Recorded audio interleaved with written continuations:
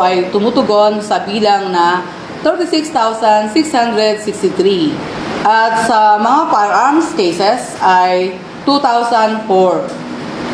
Ang fingerprint o ito yung tinatawag na paghahanap ng identification ay may bilang na 664, samantalang ang polygraph ay merong 30 persons examined. Ayan, so napakarami po palang accomplishment ng RFU 4A. So ano-ano naman po ang mga forensic services po ng forensic group o RFU po, ma'am? Ang RFU 4A ay may mga sumusunod na forensic services.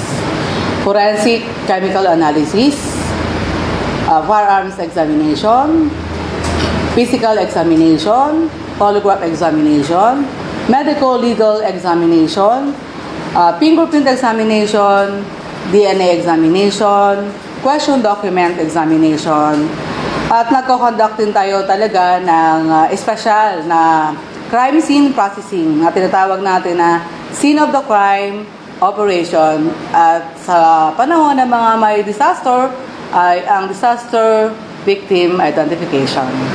So marami palang binibigay na services ang RFU 4A. So paano naman po ang pagsasagawa ng quality scientific investigation po, ma'am? Pwede po ba kayo magbigay ng halimbawa po? Bagamat ang Regional Forensic Unit 4A ay nakatuon sa kanyang general na mandato na forensic services, ang ating scientific investigation ay nakatuon sa scene of the crime operation. Ang scene of the crime operation ay binubuo ng isang team na may 6 na miyembro kasama ang team leader, at ito ay nagre-responde sa bawat tawag ng ating mga investigador ng Pro 4A. At pagkatapos ay pupunta tayo sa ating crime scene at kukolektahin ang mga ebidensyang makikita dito. Ang mga ebidensya pagkatapos mamarkahan at makolekta ay ipipreserve at dadalhin sa ating laboratory.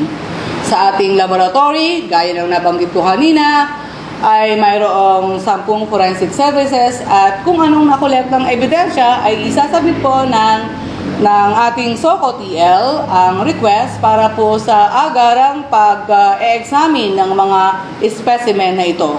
At ito po, pag lumabas ang mga resulta ay kinakailangan ng ating mga investigador para sa pagpapile ng kaso nila sa korte.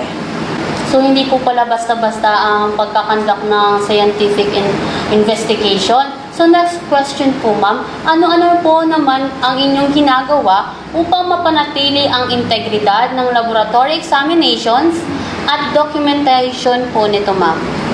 Totoo ka dyan. Napakakailangan ng pag-preserve ng integrity ng ating mga ebidensya. Dito ay laging nasa mandato ng Regional Forensic 4A o ng buong forensic group ang pag-preserve ng evidence through maintaining a chain of custody. Sa chain of custody, nakasulat doon ang kung ano ba ang ebidensya ang tinutukoy, sino ang kumulekta, sino ang nagpa-receive, sino ang nag-receive, at saan ito mapupunta para sa examination. Ito ay para ma-maintain natin ang integridad ng bawat ebidensya. At sa atin at sa lahat ng forensic group offices, ay meron tayong tinatawag na evidence custodian, ganun din ang records custodian. Ayan, so next question po, ma'am. Paano po ba ginagawa ang evaluation at identification ng physical evidences na kasangkot sa krimen? Pwede po ba na kayo magbigay, ma'am, ng mga halimbawa po? Ang lahat ng ebidensya sa crime scene na sangkot sa krimen ay ini-evaluate ng ating personnel. At lahat ng ating personnel ay trained para dyan. At ang lagi nating iniisip ay ang bawat ebidensya ay tutukoy kung sa biktima, sa crime scene at sa suspect.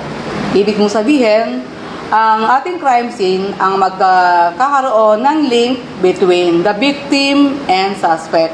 At ito ang dadali natin sa korte para malaman natin kung sino talaga ang sangkot sa krimen.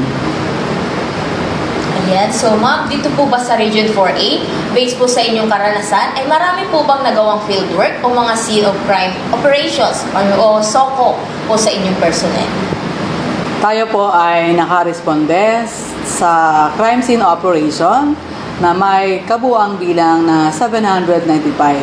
Ang 795 po na ito ay tumutukoy sa tatlong insidenteng common na ating tinatakbo. Ito ay ang shooting incident, robbery cases, at found dead body. At bukod dito, merong mangilan-ilan na armed confrontation. Ayan, ma'am. So, ano po ang mga mahalagang specialized training po na meron po dapat ang mga personnel ng RFE-4A po, ma'am? Ang lahat ng personnel ng forensic group, hindi lamang ang RFU4A, ay dapat mag-undergo ng training. Ang kauna-unahang training na dapat silang magkaroon ay ang basic crime scene operation course. Kapag katapos ng crime scene course ay pwede na silang pumili ng kanilang specialization maliban sa DNA analysis, forensic chemistry, at medico-legal examination. Ang mga kursong ito ay tumutukoy sa forensic photography with facial composite, polygraph examination course, physical examination, firearms examination, fingerprint examination, and QD examination. So yun pala, napakarami naman po pala ma'am ng specialized training na kailangan